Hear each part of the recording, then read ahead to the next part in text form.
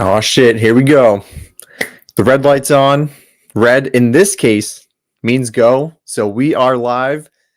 What's going on, guys? This is Steve with the MMA Minute, and it has been a minute since we've had UFC fights, but we are finally back, and it feels so good. I don't know about you guys, but when we do not have any UFC fights going on for a week or 2 weeks, it drives me absolutely insane.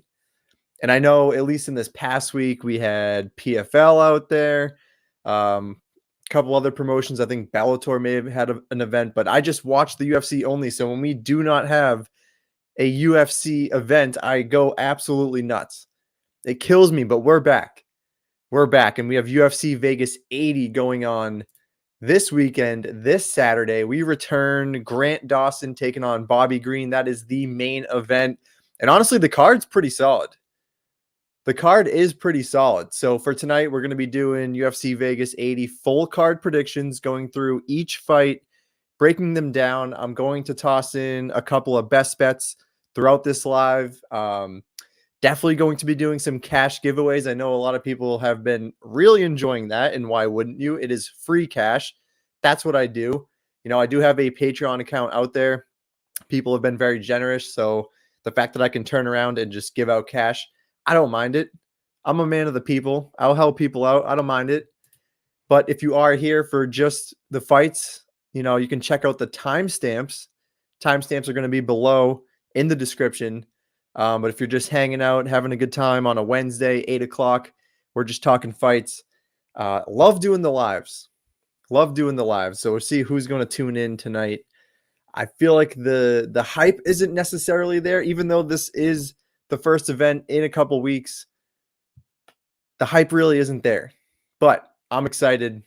I hope you're excited, and we can really get right into it. But yeah, Joey, my guy in the chat here, love a good live comment going on. The live chat, that's where it's at. Feel free to get in the comments. Let me know what you guys think as I go through each fight. If you agree, if you would disagree, if you have a bet that you absolutely love, if you have a bet that you absolutely hate that I put out there, tail me, fade me. It doesn't matter. We're going to have fun either way. Yeah, it sounded like PFL. First off, it was like PFL Paris. There was no stream that was available in the United States, which just feels like a completely huge missed opportunity. But for the people who did watch it, it sounds like it wasn't that good.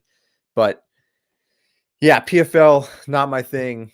Like I said, it's really just UFC for me. So yeah, that's what we're doing. So like I said, timestamps are going to be below in the description. If you guys do want to check out some of the premium content, I do have a Patreon available. That's where I give out full card predictions. That's where you're going to see the confidence levels. I give out my best bets on the card. Early line movement tracker. That's a new thing that I'm throwing in there. We have a guy who's going to be doing a post weigh-in show, giving us notes, letting us know if anyone missed weight, if anyone looked terrible. So that's going to be a great addition to the betting guide.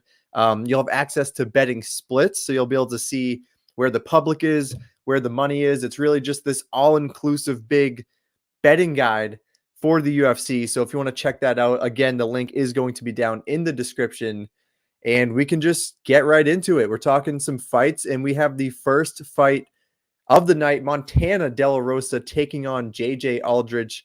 And not going to lie, this is going to be a snoozer to start out the card and not the best fight to return to.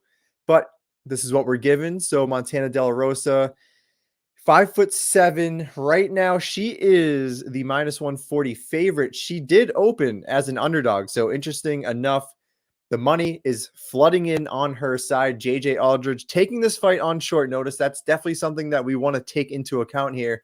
Takes it on short notice. She opens as the favorite, and people start fading her right away. And I mean, really, this is just going to, first off, go to decision.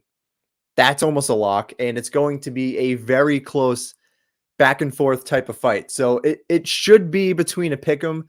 If you got in on the Montana De La Rosa side early on, if you got plus money on her, that's amazing. I got something very close to a pick'em. I thought it was worth a little bit of a sprinkle, but now when you're getting this line movement and you're seeing Montana De La Rosa as the favorite, that's a little sketchy.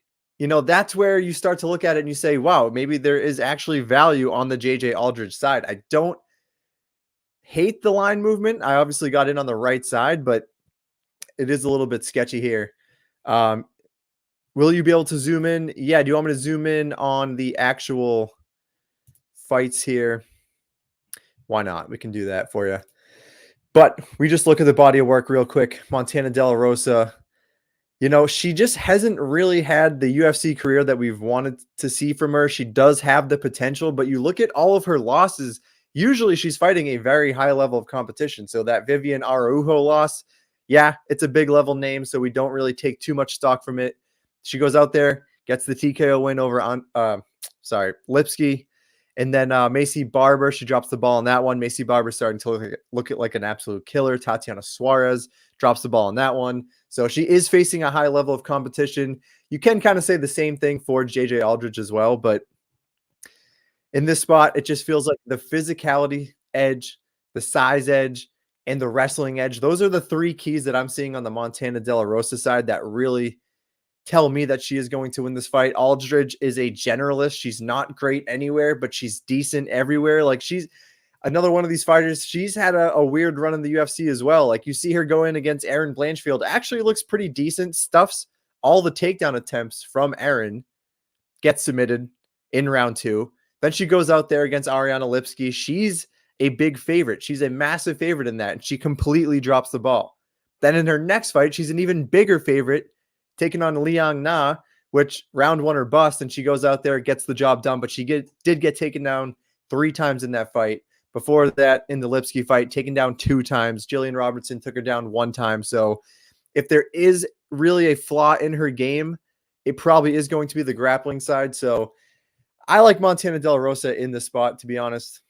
Minus 140 is getting a little bit sketchy. It's getting a little bit out of hand, but I will take her to win this fight by decision. You could probably look at like a split decision prop if you want to play both sides. But for my money right now, going with Montana De La Rosa to win. And you got to go with a decision. It just makes sense. Aldrich generally is actually pretty durable. Montana De La Rosa does have some finishes, but I don't see the finishing upside really for either fighter in that one. So in the next fight, Aoriqileng taking on Johnny Munoz. Another one of these fights that really we've seen some line movement here. Johnny Munoz did open as the underdog. Money came in on his side. I believe he was a favorite at one point, but now this is just flat out evened out, minus 110 both sides.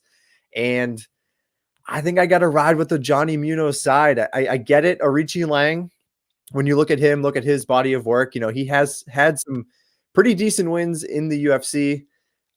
Mainly a striker. That's what we see this guy do. He's mainly a striker.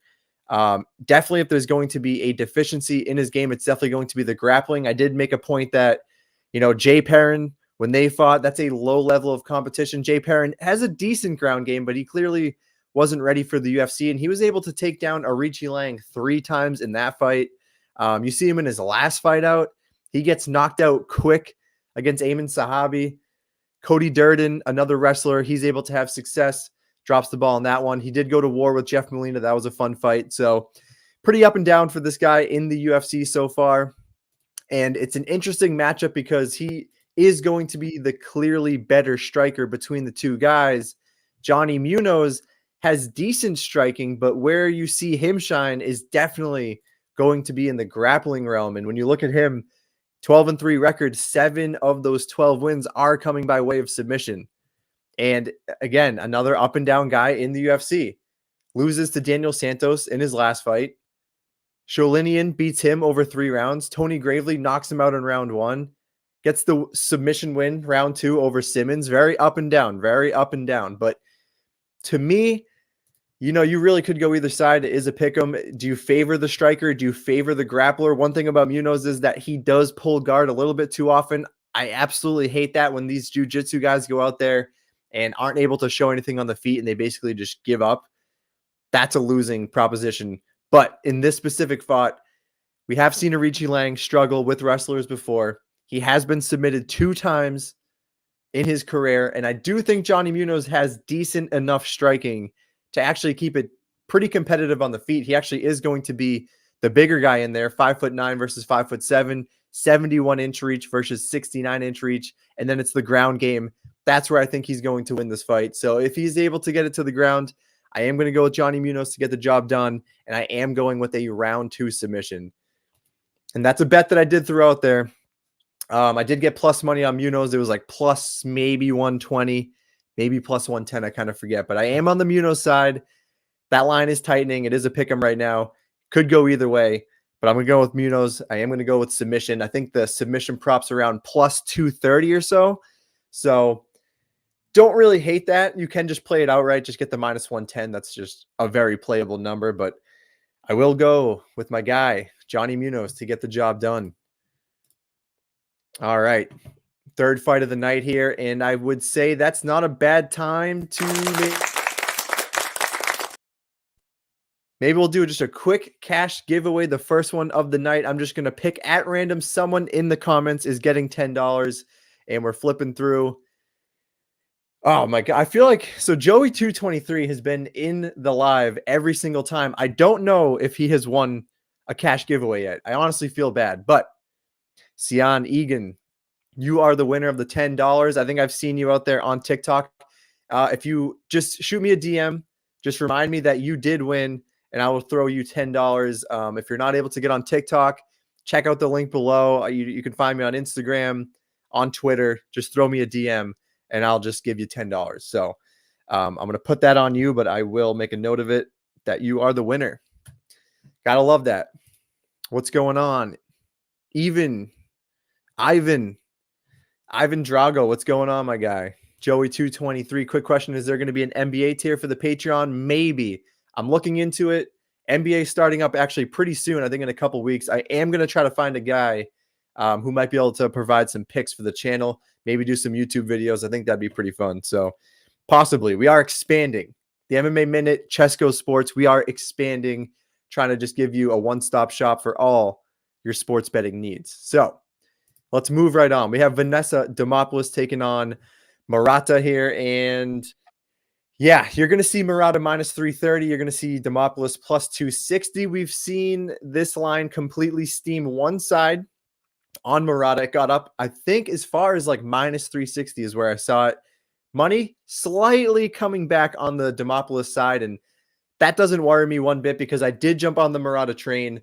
I got in a little bit late, which kind of sucks, but I really do believe that she is going to dominate this fight. I mean, Vanessa Demopoulos, man, I just haven't seen it. I have not been impressed yet in the UFC. I mean, she's beating a low level of competition. Gomez Juarez subs her in round 1. Jingyu Frey, very close, controversial split decision there against Jingyu Frey, who's, could be an atomweight.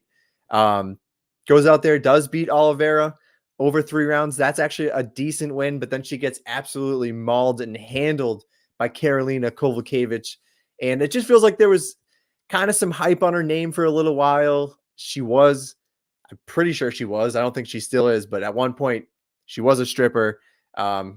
She went viral a couple times. I think she's the one that jumps into Joe Rogan's arms. Is that right? Anytime she wins a fight. So when she does that, she gets some hype on the name. People really like her in there, but when we're talking about actually fighting, I just don't see it. I think the striking is very subpar.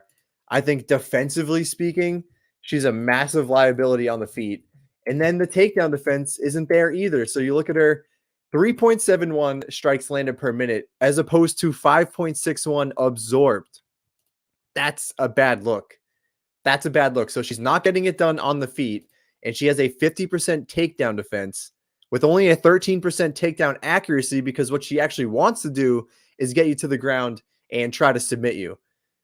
So with a 13% takedown accuracy, I don't love that. We have seen the one submission, the one armbar she does have in the UFC coming last year against Gomez Juarez. So that's what she wants to do. That's where she wants to win, especially against Murata, who is going to be most likely wrestling probably the entire time, I would imagine. On the feet, it feels like it's going to be 50-50. Murata really not known for her striking. Again, you look at her numbers, 2.08 significant strikes landed per minute as opposed to 2.6 absorbed. So she also has a negative striking differential, and she is the much lower output of the two fighters. So that is a little bit concerning. But I do believe she is going to go out there with just a strictly wrestling game plan. Only 2 fights in the UFC so far, but when she did beat Miranda Marcos, we saw her 4 takedowns, 9 minutes of control time, threw up 2 sub attempts. Miranda Marcos, not the best name, not the worst name. She had a decent ground game. Goes out there against Verna Handaroba. That was she had a nasty injury. They stopped the fight because of it. But I think Murata just really is clearly on another level. And it is a little bit terrifying. The way that you have to play this is that you have to throw. So Joey in the comments here says throw 10 on Murata by sub. I don't have a problem there, but what I would probably do as well is I like Murata to win in this fight. I have her to win by decision. And I think the way that you can hedge that out, especially if you want to parlay her, is to throw money on the Demopoulos sub side, which is probably going to be in like the plus 500 range. If she's coming in as a plus 300 money line play, you're probably going to see the Demopoulos submission probably around plus 500. So I like Murata. The fact that you can parlay her with an easy hedge out if she loses the fight, most likely probably by submission, because we have seen her get in trouble before on the mat. And, coming off a pretty nasty injury, I think Demopoulos is definitely going to go for it, specifically the armbar. So I think you throw money on the Demopoulos side by submission, but I think Murata just goes in there, just wrestles nonstop, and just gets a clear, probably 30-27 victory by decision. And if we're talking about best bets, I'm going to do it. I'm going to say that my first best bet of the night is going to be Murata by decision. And I have her at minus 150. That does feel like a little bit of a juiced price tag when you're just taking a specific way to win. But Vanessa Demopoulos has shown to be durable. She has never been finished in her professional MMA career. Murata really not known for the finishing ability. So I do have Murata winning by decision minus 150 as my first best bet. Little sketchy, but like I said, easy hedge out. It's an easy hedge out. Take Demopoulos by submission. That really, really seems like the only way that she can lose this fight. So that takes me to the next fight here. Joey, yep, going to throw 5 on it. I'm going to do that as well. Yeah, throw submission. You could probably even just play fight ends by submission and get some decent plus money as well. So it's an interesting fight. Usually women's MMA, you just want to stay away from that, especially when you get this big price tag, but I'm going all in. Fuck it. I'm going all in. Next fight, we have Nate Maness taking on Mateus Mendonca. It is Mendonca. It is not Mendonca, which is what I've been saying. Mendonca. There's an A at the end of the name. How is it Mendonca? It makes no sense, but I digress. Nate Maness, plus 220. Mendonca, minus 270. So if my numbers are correct, this opened close to a pick'em, and people just steamrolled Mendonca all the way up to minus 270. And part of me understands why he may be a favorite in this spot, but to be a minus 270 favorite as an unproven fighter with no wins in the UFC so far against the guy Nate Maness, who, he's not a world beater, and he's only got he's got 5 UFC fights so far, but he is 3-2 in the UFC with a win over Johnny Munoz, a win over Luke Sanders, and a knockout win over Tony Gravely. Decent names in there. We have a proven track record of Nate Maness, and then he loses to Umar and he loses to Tagir back-to-back times. Goes to decision with Umar, which is pretty insane, and then gets submitted pretty quick by Tagir. So I'm just saying he's been in the UFC a lot longer. He is more of a proven commodity. That's a fact. Mendonca. It's Mendonca. He's 10-1. Came off the Dana White's Contender Series, very quick round 1 knockout, and then he gets Javid Basharat in his UFC debut. So you really can't take anything from that because Javid Basharat is an absolute stud. He is an A-plus prospect. So I think people are maybe reading into that. He fought someone insanely tough, was able to take him down 2 times, was able to control him for 2 minutes, looked decent in there, but really what you're getting out of Mendonca is a classic shoot the box guy. And I love these guys. They're some of the most exciting fighters in the entire UFC. So he's only 24 years old. when you see a shoot to box guy, you know he's going to have that high guard up here, that Muay Thai style, flashy, dynamic, athletic striker. But, you know, what they do is they go in there and they just go balls to the wall. They throw crazy spinning attacks. They really have no regard for their own defense. And that can really lead that to some poor decision making. And it really just opens up some holes in their defense that I think a guy like Nate Maness might be able to take advantage of. So, you know, in my opinion, I think Nate Maness probably doesn't belong at the 125 division. That's a little bit sketchy here. But overall, what we've seen from Nate Maness is he can be an absolute dog in there. You know, cutting down to 125, while it's not great, he is the bigger guy by a long shot. I mean, he's 5'10". I don't know how he's really even making 125. He's going to have a slight reach advantage here.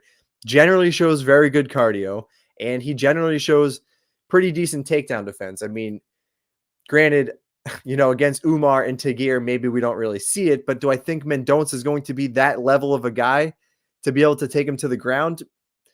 Maybe, but he could also be a round one or bust. I don't really love the Mendonca cardio that we've seen so far, and I just think these shoot to box guys, while they are wild, they just open up themselves defensively. And I think a guy like Nate Maness at these odds, plus 200 or more, a proven commodity, is a decent underdog shot. Maybe Nate Maness doesn't belong down at 125. Maybe he is going to get finished like he has before, but I think it's a decent price tag and I think it's worth playing. So I'm personally on the Nate Maness side. I am going to take him to win this fight by decision. It's a low confidence type of play. I just don't like the price tag. That's flat out what it is. I don't know why Mendonca has earned himself a minus 270 price tag when he has 0 wins in the UFC. It's all driven by hype. And that to me is just something you just immediately throw the red flag. Maness is a dog at good underdog price. I got to at least take a small stab at it. So I did throw some money on it. It's like a quarter unit bet on Nate Maness. I got like plus 210. Probably just stay away in general. I don't suggest that you tail that bet. Maybe you could fade it, but I'm not parlaying Mendonca at minus 270. That's absolutely insane. Maybe you take a look at the under in this fight. That could be a decent spot, but overall, I'm going with Nate Maness to win by decision. And it's a little bit sketchy, but again, it's the odds. I'm playing the value there. That's just what I see personally. So you guys can let me know what you guys think. But next fight, Karolina Kowalkiewicz taking on Diana Belbita. We have Kowalkiewicz minus 155. We have Belbita plus 130. Odds on this one, I think, opened right around this price tag. You saw the Kowalkiewicz side pretty much climb up to like minus 185, and now people are starting to bet back on the Belbita side. And this is another one of these sketchy fights where we have a 37-year-old Karolina Kowalkiewicz taking on a 27-year-old Diana Belbita. So right off the bat, usually when something like that happens, when you have a massive age gap, that usually indicates that the younger fighter is going to win. My guy in the comments here is Zaki Udin. Man, I got some of these tough names to pronounce. It's not my strong point, but I'm going to give it a shot. Ayo, sorry, a bit late, but I'm taking Maness too. Love that. Lins versus Eon should not be on the prelims, in my opinion. Yeah, man, that's going to be a banger of a fight. For as long as it lasts, it's going to be a banger of a fight. So sometimes the UFC does some sketchy things where they throw fights in a spot on the card that's very questionable, but that definitely could be one of them. But in this fight here, Kowalkiewicz taking on Belbita. Like I said, it's a little bit sketchy. 10-year age gap that usually favors the younger fighter.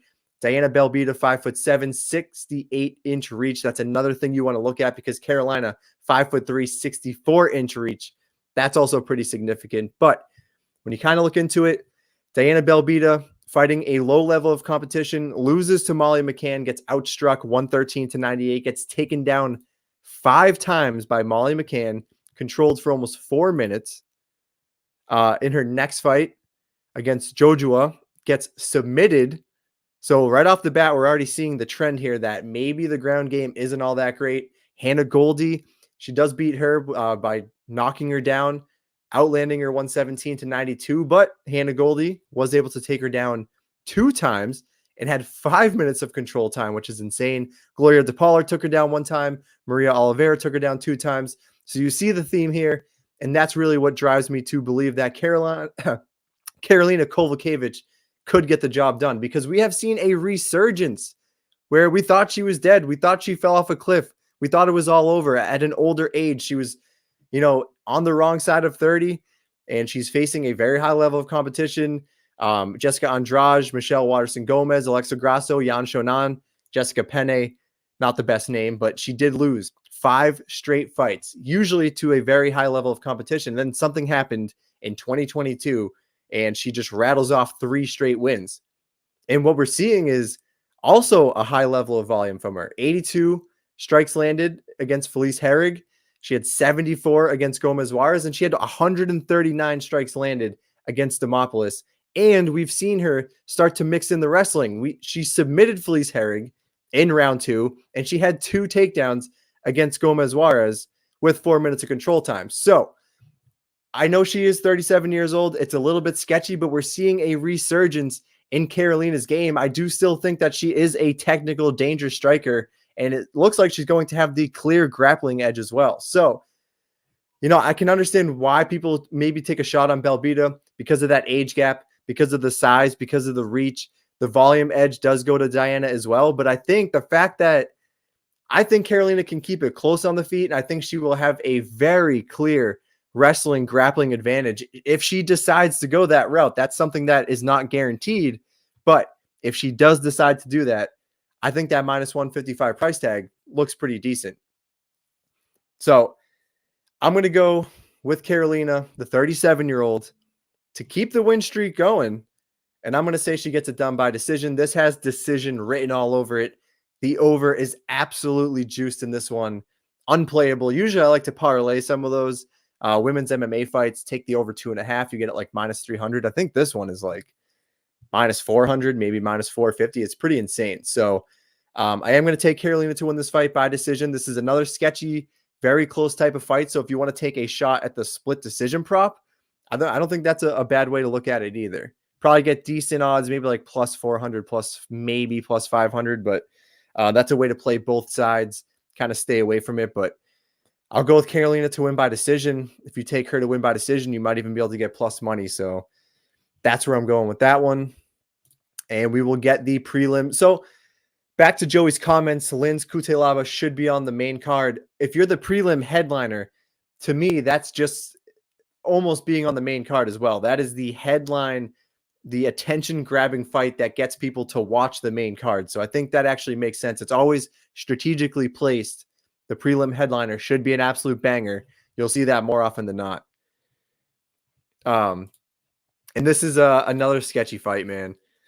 This is another sketchy fight. You could go either way here. Philippe Lins, plus 130. Iwan Cutelaba, minus 155. The lines flip-flopped. Cutelaba was the underdog. He is now the favorite. And that gives you pause. Like, if you got Cutelaba as an underdog, that's awesome. That's phenomenal. I absolutely love that value. But then when it starts flipping and gets steamed to minus 155, that's where I think it's a little bit sketchy. I feel like this should be closer to a pick'em. Then you look at the Lin side, you could get him at plus 130. I think there's decent value there as well. And this is another one of these fights where you're seeing age 38 on Lin's. You're seeing age 29 on Cutelaba. So again, that favors typically the younger fighter. But Philippe Lins, used to fight at heavyweight, coming down to 205. He's definitely going to be the bigger guy, 6'2 versus 6'1, 78-inch reach versus 75-inch reach. So definitely physicality size goes to the Lin side, and he has definitely dropped a lot of weight, and he's looking really good. He is looking really good. Cutelaba always looks good, though. The dude is absolutely jacked out of his mind, and really the tale of this fight is going to be what happens if the fight goes after round one. I think both guys have clearly shown that they are round one or bust type of fighters. I don't think either guy has the cardio edge. I'd say maybe, and it's so damn close, but like maybe you say that Lins has slightly better cardio because he has gone to decision a lot more times, specifically recently. Cutelaba, literally, if you look at him, if the dude doesn't get it done in round one, he just dies. He just falls off a cliff. So last fight out, Tanner Boser smokes him in 2 minutes. But before that, He's smoking Kennedy and Nzechukwu, and then he ends up getting finished in round 2. Johnny Walker subs him in round 1. Ryan Spann subs him in round 1. The Devin Clark fight, that's an outlier. He did smoke him over 3 rounds, but generally, Ankalaev got him out of there back-to-back times in round 1. He beat Roundtree in round 1. Glover Teixeira gets him out in round 2. But if you're noticing another trend, I'm saying a lot of very high-level names. And that's something that I love about Ion Cutelaba here, is that he is facing an insanely high level of competition, whereas go take a look at the Felipe Lin side. It is the complete opposite. This guy has, I'd say, borderline fraudulent wins, and I think he has some fraudulent takedown defense stats because of that. He shows 100% takedown defense, but look who he's fighting recently. Maxime Grishin keeps it on the feet. OSP, that's a 40-year-old OSP. Marcin Prochnow keeps it on the feet. Tanner Bozer keeps it on the feet. Actually got knocked out in that fight. Andrei Arlovsky keeps it on the feet. So he shows 100% takedown defense. I think that's fraudulent. He's facing a much lower level of competition. Another potentially fraudulent thing you could throw in there. And I think Cutelaba is just going to do what he's been doing, and it's just getting super aggressive, shooting for the takedowns early, and looking to finish the fight. That's how I see the fight going personally, in my opinion. But yeah, like Joey is saying, I can't place anything on Ion. You can't trust the guy. You can't trust either guy. That's why betting this fight absolutely sucks. You cannot trust either guy. It's terrible. Felipe Lin's 38 years old, not beating high-level names. And I think that 100% takedown defense is going to get exposed against Ion Cutelaba. The biggest question is Cutelaba going to be able to finish him? Because if he can't finish him, I think Linz becomes live, but his cardio is just as suspect. So it's a weird fight to me, but I really do believe Cutelaba is going to go in there. He is going to get the job done. I'm going to say early round 2 it happens. I'm going to say early round 2 it happens. You know what? Fuck it. We're going round 1. I'm changing that on the spreadsheet. I had round 2, but it's got to be round 1. I'm going to go round 1. I'm going to say it is a round 1 TKO win for Ion Cutelaba, and it is the sketchiest thing that you can bet on this card. The way that I would look at it, and what I saw on Bet Online, they have the best props because they come out the quickest that I've seen on any sports book. Plus 110 on the under 1.5 for a little bit there. That got steamed up to like minus 150, maybe up to minus 170. So I thought that was a decent play. If you could get into the under 1.5 spot, that's good. But again, this is so sketchy where like if both guys just go out there and just lose all energy in round 1, do we just get a sloppy decision? Maybe. There's just too many question marks on this fight. Personally, I'm going with Cutelaba. I'm going with round 1. I'm going with TKO. That's how I see it. If Felipe Lins wins again and proves me wrong because I faded the guy time and time again, so be it. But it's super sketchy. Just stay away, right? That's just probably the right thing to do. Stay away. No one has a good read on this fight. I'm sorry. No one has a good read. It's crazy. It's freaking crazy, man.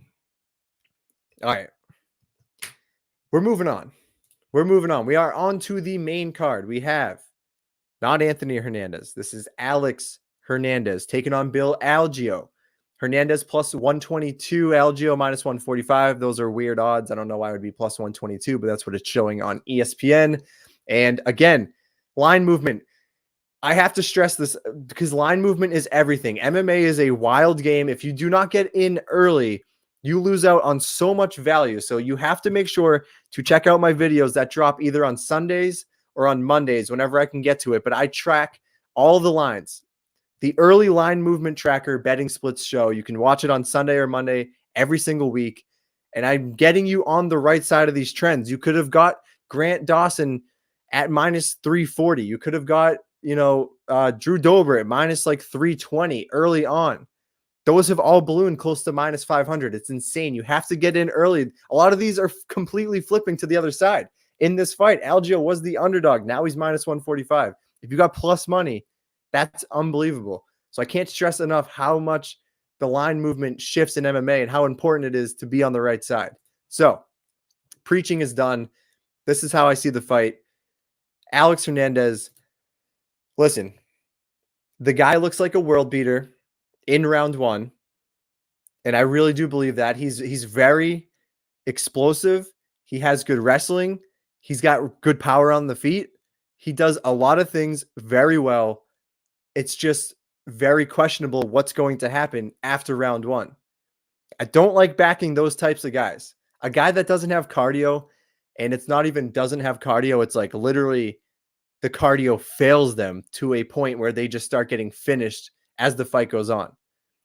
So take this for example, Moicano gets the job done in round 2 by submission. Same thing with Billy Q. Beats Billy Q in round 1. If you're a Billy Q better, you're sweating a little bit, but you knew exactly what was going to happen. You live bet Billy Q in that spot. That's what you do in every Billy Q fight. What does Billy Q do? Comes out in round 2, gets the finish by TKO. So it has happened before. We have a proven track record of it. And what's sketchy here is that Hernandez does his best work at 155. Jim Miller, last time out. Jim Miller, yes, he's much older, but he's still pulling off wins in the UFC. And Hernandez looked great in that fight. Took some damage later on in round 3, started to slow down a little bit.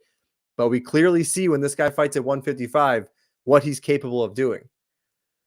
But for some reason, I will never understand it.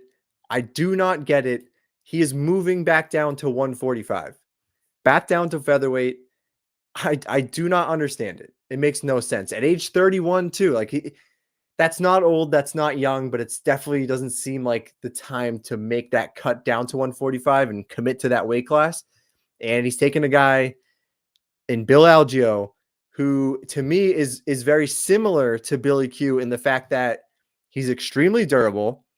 So if Hernandez is going to go in there and win round 1, that's totally fine. I can see that happening. But he's probably going to exert a lot of energy. He's going to shoot for takedowns because Algeo doesn't have the best takedown defense. So he's going to be working hard in there, and he will start to tire out. Algeo does have a pretty good stand-up game. He has a very good grappling defense game. So he's going to stay out of harm's way. He's got a great chin as well. Super durable guy. So the fight should go into round 2. And that's where we should start to take note, where Hernandez should start to fall off a cliff. And Algeo is the complete opposite, where he starts to ramp up production. That is a classic Bill Algeo move. He is built for 3 rounds, probably can go 5 rounds, no problem. And that's where I see this fight going. I see the same exact thing in Alexander Hernandez going out there, winning in round 1, and then dropping the ball as the fight goes on. Now, it is worth noting just a little bit, the wrestling of Alexander Hernandez is pretty solid. He's shooting for, or he's securing almost 1.5 takedowns on average per 15 minutes.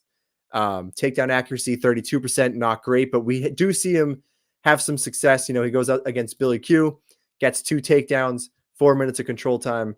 And Bill Algeo, we've seen before. Takedown defense is showing 55%. Ricardo Ramos was the guy who took him down 8 times. Spike Carlisle took him down 4 times. Ricardo Lamas took him down 5 times. Like, there is a path to victory here. If Hernandez, for whatever reason, figured out the cardio, he could probably go out there and wrestle Algeo all 3 rounds and probably get the job done. But at 145, making that cut down, I personally don't see it. I love the Algeo side here because I got him at a pretty decent price tag where, again, he was an underdog at one point. So you could have got plus money. I got him around like the minus 125 range, which I think is still pretty solid. And I think what you do here is you probably take Hernandez to win by decision, which is going to be plus money. And then I think you could even sprinkle a little bit on the Algeo round 2, round 3 props. I think that's a solid way to play it because I do think Algeo actually can get the job done by finish. We've seen him. Granted, the Herbert Burns fight, he did get the finish in there, but Herbert Burns just flat out just gave up. That the cardio there is some of the worst you're ever going to see. So take that for what it's worth. But I think the TJ Brown fight is actually a pretty decent comparison here. TJ Brown, another guy, went in there, got the job done in round 1 against Algeo, started to slow down, and Algeo just started putting it on him. I think we're starting to see a more aggressive approach from Bill Algeo, and that's what I like to see, especially in this matchup. So I think what you do, maybe throw a little bit on Hernandez by decision, but I think that Algeo round 2, round 3 finish props are probably going to pay out pretty decent. So that's probably what I'm going to end up doing, is probably sprinkling a little bit on there for round 2 and round 3. But for the official pick, it is going to be Bill Algeo, and it is going to be by round 3 submission. So maybe I'll get a little crazy throw a little bit of money on the specific round 3 submission prop, because that would be phenomenal. But it's going to be dangerous, man. I do think, the odds being around that pick'em makes sense. This is a close fight. Bill Algeo is not a world beater by any means. Hernandez probably, you could argue, is the better overall fighter, but just him coming down to 145 makes no sense to me. I don't get it. I just don't see that working out well against Algeo, who, again, super durable, cardio for days. And I think he's starting to be a little bit more aggressive. You don't want to go to decision these days. That's not a surprise to anybody. So if he can go out there and get the finish, that's what he does. Give me Bill Algeo to get the job done. Yeah, so we have a couple comments. Algeo by decision, I'm going to take. No problem there, because he could, if he doesn't get the finish, maybe he just flat out wins round 2 and round 3 and just 29-28 on the judges' scorecards there. Another comment here. We have taking Bill Algeo. He is going to sub Hernandez 3-inch height advantage too. Yeah, he's huge for the division. So it's kind of funny. He's huge for the division, but he makes 145, no problem. So you actually look at that as well. He'll have the 1-inch reach edge. He'll have the 3 or 4-inch height edge, and output is there. Submission game is actually pretty underrated. So I like the Algeo side here. It makes a lot of sense to me. Where has Herbert Burns been? If he's still on the UFC roster, I'd be absolutely shocked. After his last performance, I mean, it's just disgusting what he did. He gave up. They might as well have just thrown in the white flag. Like, he literally gave up. It was terrible. And Bill Algeo, granted though, the grappling defense in that fight was insane on his end. So credit for him for not getting submitted, because Herbert Burns, Gilbert has admitted that Herbert is way better at jiu-jitsu than he is, and we see how dangerous he is. And Bill Algeo handled it so well. So good fight though. Fight of the night potential, absolutely. Hernandez has that potential to do it, because he just comes out guns blazing in round 1, and then it just goes back and forth from there, and that'll be a fun one. Then we got Drew Dober taking on Aoriqileng, and this is a spot. Drew Dober minus 430, Aoriqileng plus 330. If you followed the early line movement tracker, Drew Dober was like, actually, I probably have the numbers right here, but Drew Dober opened around the minus 280 price tag. Now he's ballooned all the way up to minus 430. Not going to lie, that's a little sketchy. Anyone who warrants a minus 400 price tag, I mean, that's giving you an 80% win probability. That means you need to go out there and get the finish. And I think it gets a little bit sketchy is that Aoriqileng has over 30 professional fights. He's only been finished 3 times in his professional career, only 1 time by knockout or TKO, and that was his last fight out against Christos Giagos. So you could look at that a couple of different ways. You could say maybe the chin is starting to go on his end. Maybe he just got on the wrong end of a massive shot from Giagos, which is what it looks like. But historically speaking, Aoriqileng is actually pretty damn solid. The only problem is I just literally don't see where he wins this fight against Drew Dober. So Aoriqileng probably wants to take this fight to the ground. I would think that's probably where he would do his best work. On the feet, he's going to be, I don't even think he has the reach edge, right? Aoriqileng has a half-inch reach edge. That's maybe where he has the advantage. He is 6 feet to the 5'8" of Drew Dober, so size edge as well. But if you're talking about who's going to be landing the bigger, more impactful shots on the feet, it's Dober, and it's Dober by a mile. Dober is a finishing machine, hits like an absolute truck. It's like he's got bricks in his hands. I mean, it's not even going to be a question. So if it stays standing, Dober is going to win the better of the exchanges. So the judges are going to look at that and probably favor Dober. But that's even if Aoriqileng's even able to survive, because Dober, it's weird because you're stuck between a rock and a hard place. Aoriqileng, super durable. Drew Dober puts your lights out. Doesn't matter who you are. And when it goes to the ground, like Drew Dober shows 56% takedown defense, but I actually think it's a little bit better than that. Short, stocky frame, like he is built like a wrestler, but I don't know, man. I don't see Aoriqileng really being able to take him down, hold him down for a significant amount of time, throw up sub attempts. Like I don't see Dober losing that way, and I mainly see this staying on the feet, and I just can't get behind Aoriqileng.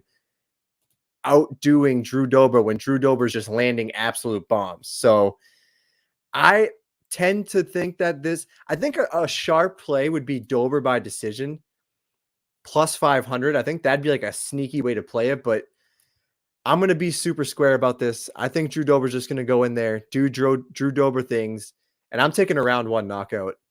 Christos Giagos landing the kill shot on Aoriqileng. Aoriqileng now 34, so the chin getting cracked, getting exposed. Does that get better with age? Absolutely not. And you're taking on a guy. Christos Giagos isn't known for knocking people out. He has a very good ground game and usually gets his wins by submission. Drew Dober is knocking dudes out, dude. Look at Drew Dober, 14-26 by TKO. But recently, you're seeing Bobby Green knocks him out in round 2. Alves knocks him out in round 3. McKinney, durable as hell, takes the best shots McKinney has to offer, survives somehow, and gets the finish in round 1. Like, he is on a finish spree, and I think it just continues. I think you can parlay. I think you can parlay Drew Dober. I really don't see Aoriqileng winning this fight. It's at a point now where minus 450 is going to give you just a little bit of value. Now it's a little sketchy.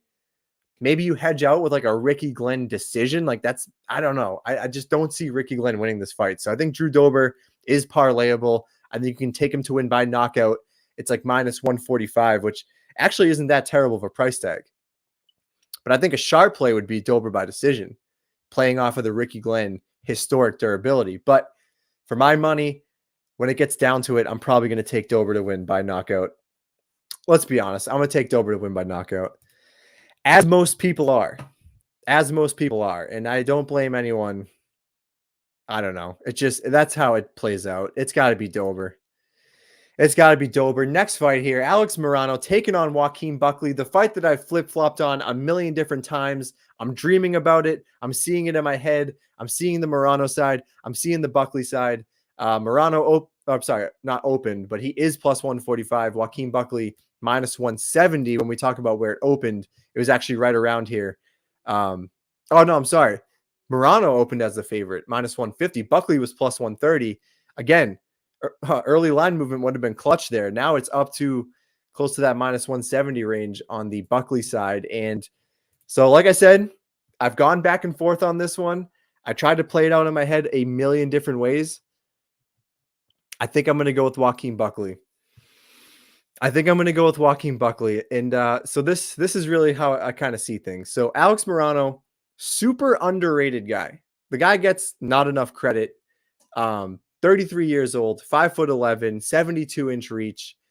Hangs in there tough with some very good names. I think it's actually, really interesting to look at. Tim Means, a very durable guy, very tough guy. We saw that in his last fight.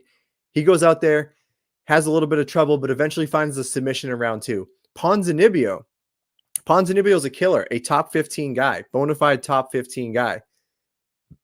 Takes the fight on short notice, is literally beating him for the first 2 rounds pretty easily, and then he gets knocked out in round 3. Semmelsberger, a very good comparison here because Semmelsberger is a huge guy for the division, had the size, had the reach. He UDs Semmelsberger.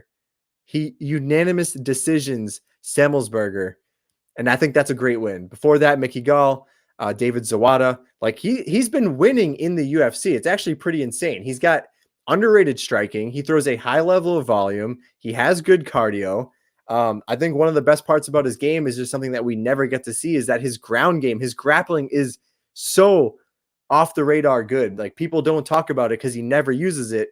But we saw the submission in his last fight, but the dude's a legit black belt. He just decides not to use it. And not looking to take Buckley down or at least use your submission game. And this fight's probably taking place on the feet. That's a problem, man. You're looking at Joaquin Buckley, the younger guy, 29 years old. So he's hitting his athletic prime, his peak right now, 76-inch reach. So he's going to have that 4-inch reach advantage. He's going to have the size advantage. He's going to have the power advantage. I think he's going to win this fight, and I think he's going to win this fight by knockout because Alex Morono, if anything, perfect example, the Ponzinibbio fight, he is chinny. He's been dropped and finished multiple times in his professional career. it could go the way of the Ponzinibbio, where maybe he's winning early round 1, round 2, Buckley lands the shot, but I actually see it going the other way. I think Buckley gets in there and gets the job done early. I'm going with Joaquin Buckley to win this fight, and I'm going to say round 2 knockout. This one, man, it's going to be close. I think Morono will win decision, but don't underestimate power. Buckley is power out if he lands one. Dude, 100%. So actually, I don't like the decision side of Morono. The way that I actually like this, and I think I'm going to do it, I actually really like this play a lot. So another best bet is going to be this fight going under 2.5. It's a little juice. It's -170, but I think it's solid. I think you have the finishing upside of Morono because Buckley, cutting down to 170 has its advantages. I think the power translates pretty well. But cardio-wise, I think the durability and the cardio have been a couple of concerns we've seen on the Buckley side. So I think Morono can get the finish by TKO. And I do think Buckley, we have seen him use the wrestling. If he gets a little bit sloppy, if he gets a little bit desperate, then I think that's a spot where Morono definitely could get the sub. I think the Morono sub comes in round 2 or round 3. I think that's a sneaky play. Shout out to Flixie. There's one more cash giveaway happening right after I break down this fight, so stay tuned. I'm going to give away another $10. I think Morono's sub 2 or 3 is going to pay out very nicely. But I think Joaquin Buckley is just going to be literally just live to get a knockout at any point throughout this entire fight. So you're getting the killer finishing upside of Joaquin Buckley, and you're getting the sneaky finishing upside of Morono under 2.5, -170. That's going to be best bet number 2. So cash giveaways, I usually do one at the beginning of the show. I usually do one at the end of the show. If there's a lot of live viewers, I'll just throw it away and just maybe do a bunch more. But right now, I'm going to do one more right after this fight. So the official play for me is going to be Buckley by round 2 knockout. But I think a sneaky play here could be Morono submission. I'm definitely going to sprinkle some money on that. And I may even just do like the round 2, round 3 submission prop because that will pay out pretty insane odds. And again, Morono, sneaky submission upside. Submission his last time out. Legitimate black belt. Buckley can start to shoot for desperate, sloppy takedowns. That's where we make our money. So definitely make sure to check that one out. All right, cool. So like I was literally just saying, we're going to do another cash giveaway. The way that we do this, we just do a random selection of someone in the comments, and it's going to be another $10. And it was Joey all along. So yes, you tuned in. Flixie, YT, you tuned in, but you missed the $10. Joey223, you are the lucky winner. I know you're going to get at me. TikTok, Twitter, Instagram. Just find me on there. Shoot me a DM. Just let me know that I owe you $10, and I will make sure to get that over to you. And that's the cash giveaway. That's the last one. Not everyone can win. But I will tell you what, when we have a pay-per-view coming up, and it's going to be a banger of a pay-per-view, I will be giving out more money, probably more than $10. I might even do like a $25 giveaway to the people. Yeah, that's what, you know what? If you win the $10 and you don't throw it on a parlay, then what are you even doing here? Throw that money on a parlay that's plus 2,000, get paid. That's how you do it.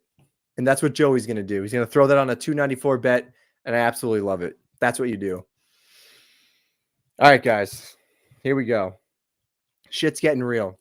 Co-main event, Joe Pyfer, Abdul Razak Alhassan. Joe Pyfer -430. Razak Alhassan +330. Yeah, you guessed it. Early line movement on this one. Steamed one side to Pyfer. The people want Pyfer. And so do I. Let's be honest. This is the co-main event for a reason. Joe Pyfer is already a guy that's been given a lot of opportunities, and it's pretty clear that the UFC wants to pump this guy quickly to the top. And if not quickly to the top, he's going to take that Sean O'Malley approach or that Paddy Pimblett approach, and he's going to get some easy fights along the way to build up that highlight reel. We see it time and time again when the UFC sets their sights on a specific fighter. they'll do everything in their power to basically make sure they succeed. We literally have seen that, as I just mentioned, with Sean O'Malley and Paddy Pimblett. And Joe Pyfer is starting to become one of these guys. And that's no disrespect to Alhassan. I think he's a fine fighter. But at age 38 years old, when you're seeing a 4-inch height disadvantage here for Hassan, when you're seeing a 2-inch disadvantage for Hassan, things are not trending up for you. And how does Alhassan win his fights?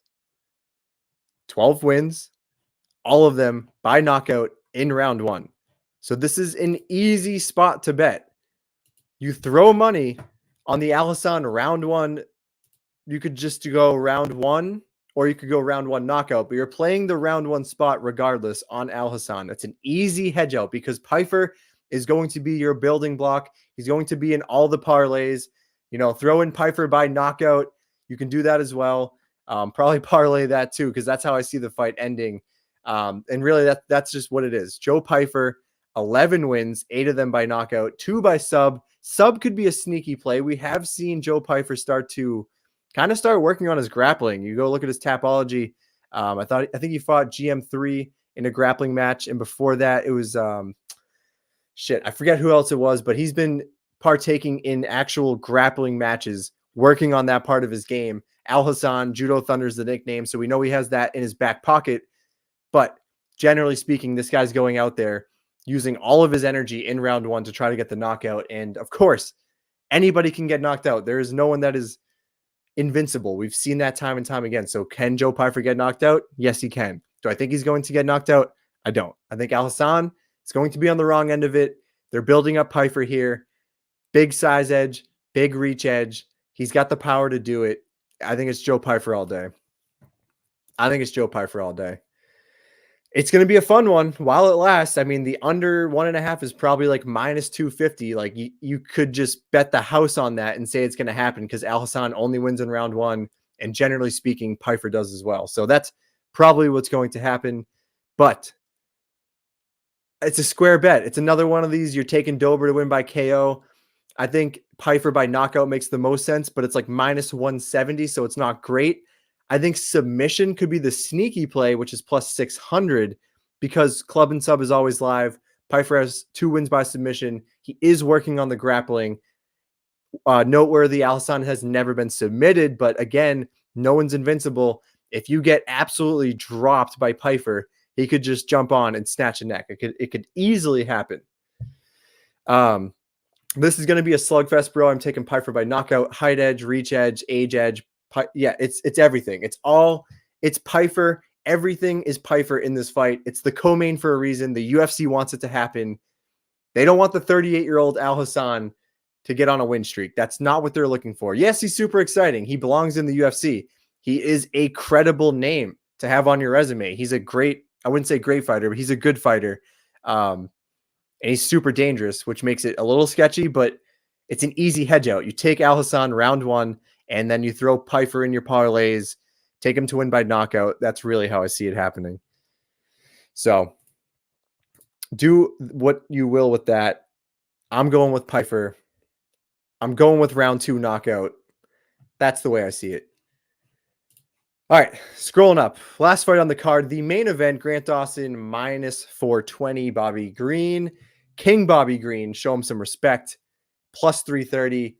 And, this is actually pretty interesting. Bobby Green's been in the UFC for forever. Strike Force guy, almost 50 professional fights. This is his first main event. And we've seen in the last 3 years or so, the name of Bobby Green, the hype, the stock of this guy has risen through the roof. And yet this is still his first main event. And taking on a guy in Grant Dawson, also his first main event, his first 5-round fight. I think that's going to be something to keep an eye on. And Grant Dawson has just been surging upwards. Bobby Green, the name, the stock has been up there, but really it's been up and down for him since he caught hype.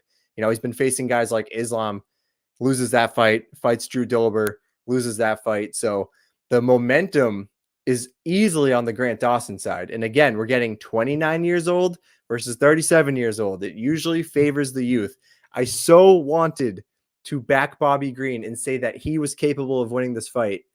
And a small part of me does, but Then I started playing into the narrative of the UFC, just like we saw the co-main. Why do we think Grant Dawson is in his first main event and taking on a guy in Bobby Green, which is a winnable fight and still holds name value? It is a big draw. When you get Bobby Green in there, it is a big draw. People will watch the fight. People will want to see Bobby Green win. But really, what we're here for is for Grant Dawson to continue to win, to continue to build his name up, because he's super young, entering his prime. He's going to crack the top 10 very soon. It feels like it's a Grant Dawson highlight type of fight. And I hate to say that because I love Bobby Green, one of the most exciting guys to watch. He's always game to fight. Took the Islam fight on like a week's notice, dropped like 40 pounds. Yeah, he got steamrolled, but nobody wanted to fight Islam at that point. Bobby Green said, I'll do it. But it feels like at this point, he's probably showing up to get paid. And I think Grant Dawson he's the rightful side on this one. It hurts, man. Oh, yeah. Yeah, you're right. Correction for Joey. The main event was with Islam, but it lasted like 2 minutes. So I forgot that was his first 5-round fight, but you are correct. And it was on super short notice. So really, the tail of the tape here, and while I'll just play a little bit of devil's advocate. Bear with me for a second. Bobby Green historically has shown in over 20 UFC fights that he has very good striking, very good volume, 6 strikes landed per minute to only 3.6 absorbed. That is a great striking differential to have. 74% takedown defense. Over 20 fights in the UFC, 74% takedown defense. That is a solid number over a huge sample size. And we've even seen him on the ground before. His wrestling is not all that bad. He actually has some decent offensive wrestling and generally shows good submission defense, only being submitted 2 times all the way back in 2009. Those are things that you can say are great for Bobby Green. I'll even throw in the fact that he historically has shown very good cardio. What is the one thing about Grant Dawson that has been a weakness? The one thing that we've seen on Grant Dawson is that he has gassed before, completely just gassed out in the middle of fights. Ricky Glenn goes 3 rounds with him, dominates the first 2, and then just falls off a cliff in round 3 to the point where it was a 10-8 and they scored the fight a draw, which is pretty insane. And then you could even say against Leonardo Santos, yes, he scored that round 3 last-minute finish, but did the cardio look good in that fight? I don't think so. Then you look at some of his wins, beats Jared Gordon, but he gets outlanded 77-54. But it's, again, the ground game that gets the job done. Round 3 submission. Mark Madsen, nearing 40 years of age, kind of a fraudulent MMA fighter, subs him in round 3. And then Demir, the one thing I'll say about the Demir fight is that Demir was literally like in retirement when he fought. I don't think we've seen the best version of Demir in a long time. So Dawson goes out there, looks phenomenal, gets a great win against a top 15 guy. I don't know if he was top 15 at the time, but at one point was definitely top 15. So the 3 wins in a row for Dawson, I think you can poke holes in a little bit of them. Plus you add in the fact that the cardio has fallen off in the past. That's the only thing. Well, here's the thing. So Bobby drops his hands low. I think Dawson going to get his takedowns. If not sub, he might grind out decision. This is the thing. If Bobby's hands are low, he's not worried about the striking of Dawson. If the hands are low, he's going to be ready for in my opinion, that means he's more ready for the takedowns. His hands are already there, ready to fight off Grant Dawson. So I think that's something that we could look into as well. So just playing devil's advocate, I do think there is a lot of potential things that Bobby Green does great. But when you look at the fact that Bobby Green is 37, maybe the decline is starting to show a little bit. And really the momentum is clearly on the Dawson side. And what I'll say about the Dawson side too is that since moving to American Top Team, he has made vast improvements where the cardio seems to check out. The striking is still not there, but it has looked a lot better.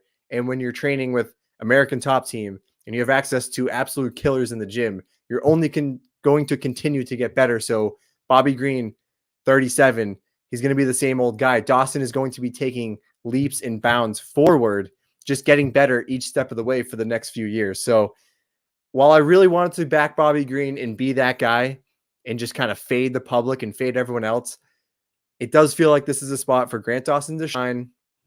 Originally, I was going to say Dawson by decision. I still think that's not a bad play. I think Dawson by decision is probably going to be decent value, but I'm going to go with round 3. I am going to go with the submission because it does feel like Dawson is just going to be relentless with the takedowns. Green hasn't really faced a level of wrestler in a long time. I mean, Islam just had his way with him, but before that, never really faced a high-level wrestler like Dawson. I think it's going to be too much takedowns, and I'm going with a round 3 submission. So that's what I see personally. I really wanted to be that guy and back Bobby Green, but for a lot of other reasons, I think Dawson is the A side, and the odds are a little crazy. I mean, I think you could sprinkle a little bit on Bobby Green, but I'll leave you with one thing here. I'll leave you with